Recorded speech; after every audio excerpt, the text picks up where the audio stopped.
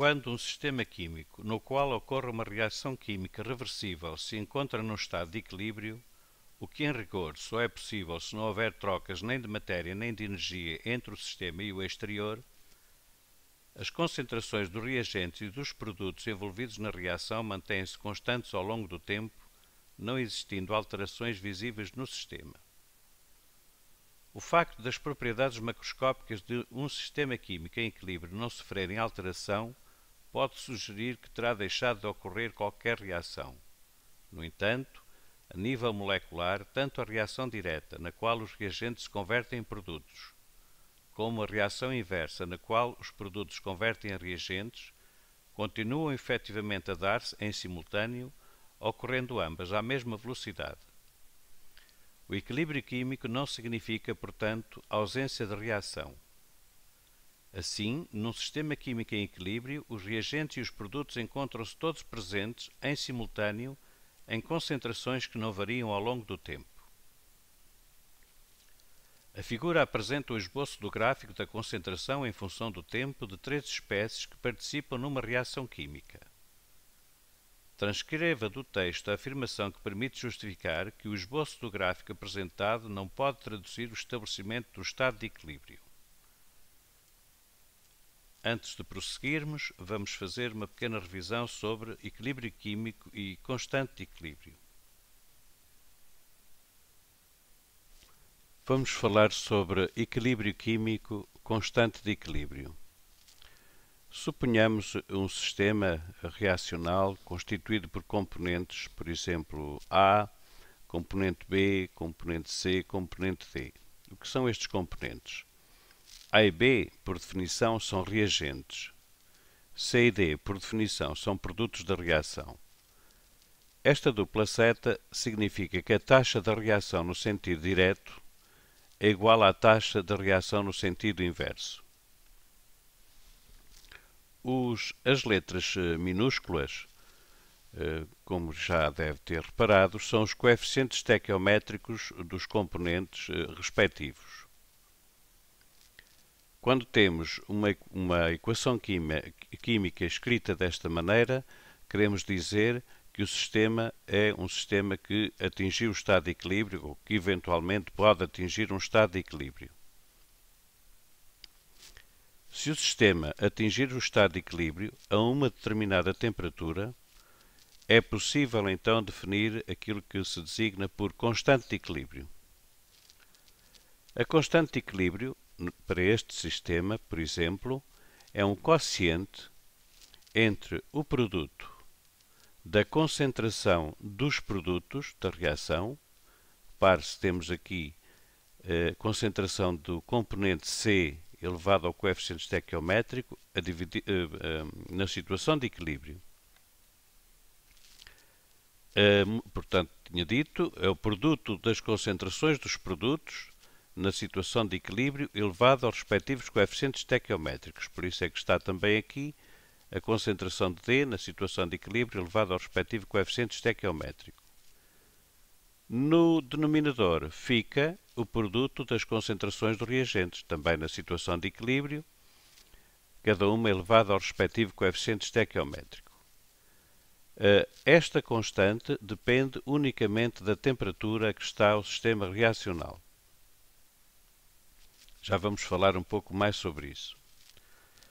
Consideremos, por exemplo, que um grupo de pessoas, ou uma pessoa, alguém preparava em Lisboa um sistema químico constituído pelos componentes A, B, C e D. Podia prepará-lo de diversas maneiras, poderia, por exemplo, inicialmente colocar unicamente no reator o componente A e o componente B. O que é que iria acontecer? Pois o sistema evoluiria no sentido da formação dos produtos da reação e formaria C e D. Se, por exemplo, iniciasse o sistema com os componentes C e D, após atingir o estado de equilíbrio, iria obter também componentes A e B. A determinada altura, o sistema entraria no estado de equilíbrio. O que é que isto quer dizer? quer dizer que a taxa da reação direta igualou a taxa da reação inversa. Por vezes também se fala a velocidade da reação direta igualou a velocidade da reação inversa. A nível macroscópico, não há alterações, por exemplo, de concentração, da cor, eventualmente se o sistema for colorido, a cor manterá sempre o mesmo aspecto. Não vai haver alterações de pressão, por exemplo, se o sistema for gasoso, nem alterações de volume. Mas a nível microscópico, o que é que está lá? A nível microscópico nós temos moléculas, por exemplo, moléculas de A, moléculas de B, moléculas de C e moléculas de D. E como é que estas moléculas se comportam a nível microscópico? Pois têm movimentos de agitação, de vibração, chocam entre si, porque a nível microscópico a matéria tem energia cinética, microscópico e não microscópico. Há energia cinética média das partículas, porque o sistema está a uma determinada temperatura. E, portanto, se elas se agitam, elas podem eventualmente chocar umas com as outras. E ao chocar umas com as outras, pode ser um choque que conduza, por exemplo, se C chocar com D, que dê, por exemplo, origem a A e a B e vice-versa. O que quer dizer que, então, a nível microscópico, a reação não está parada, a reação continua. Unicamente a taxa da reação nos dois sentidos igualou-se. Portanto, a formação, a taxa da reação para formar produtos da reação igualou a taxa da reação para formar reagentes. Portanto, a nível microscópico, muita atenção, a reação continua a dar-se nos dois sentidos. Não seria difícil compreender dizermos, o sistema atingiu o estado de equilíbrio, parou, tem uma composição definida, não há mais reação nenhuma. Então, e os choques entre as partículas? Não podem originar outra vez os reagentes e os reagentes originar os produtos da reação? Claro que se o fizerem, falo-ão, mas respeitando aqui esta constante de equilíbrio, ou seja, esta constante não varia. Portanto, esta grandeza macroscópica mantém-se. As concentrações dos reagentes vão se manter, atingido o estado de equilíbrio a uma determinada temperatura. Suponhamos que um outro grupo de cientistas, por exemplo, preparava este sistema, mas em Tóquio. Não comunicavam entre si, a única coisa que eles sabiam é que o sistema preparado em Lisboa e o sistema preparado em Tóquio tinham em comum o facto de terem sido preparados à mesma temperatura. Por exemplo, em Tóquio introduziram no sistema o componente C e o componente D.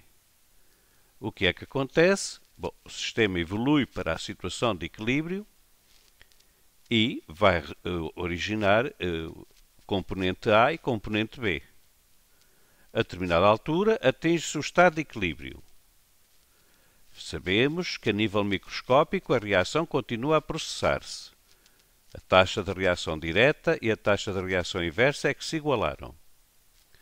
Mas se o sistema em Tóquio e em Lisboa se os sistemas em Tóquio e em Lisboa foram preparados à mesma temperatura, então os cientistas, ou quem o preparou, se determinar a constante de equilíbrio, tem uma garantia. É que a constante de equilíbrio para estes sistemas tem, aliás, o mesmo valor. E tem o mesmo valor porquê?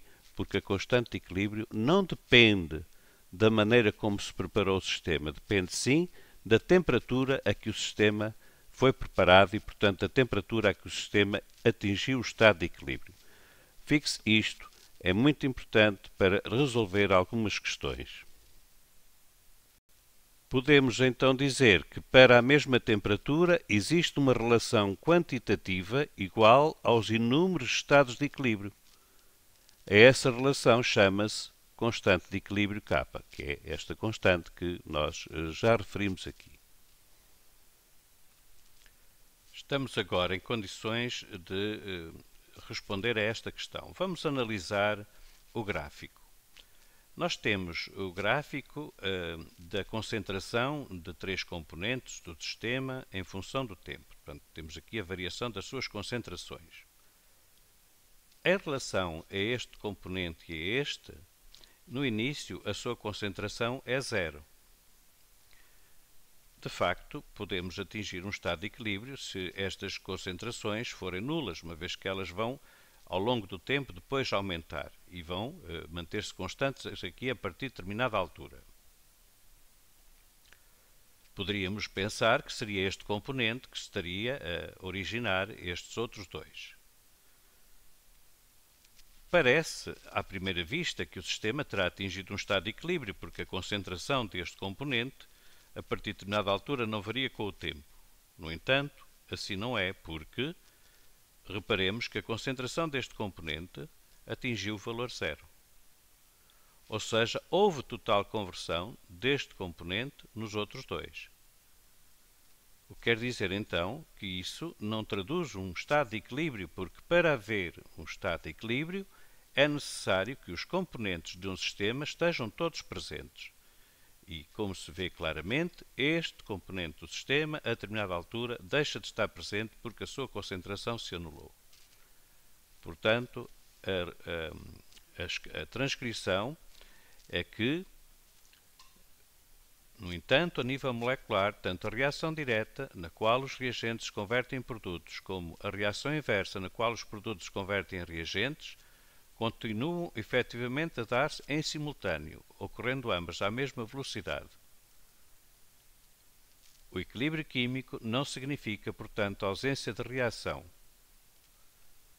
Está aqui agora a palavra-chave. Assim, no sistema químico em equilíbrio, os reagentes e os produtos encontram-se todos presentes, em simultâneo, em concentrações que não variam ao longo do tempo. Portanto, não estão em simultâneo, uma vez que este componente, como já foi explicado, atingiu concentração zero.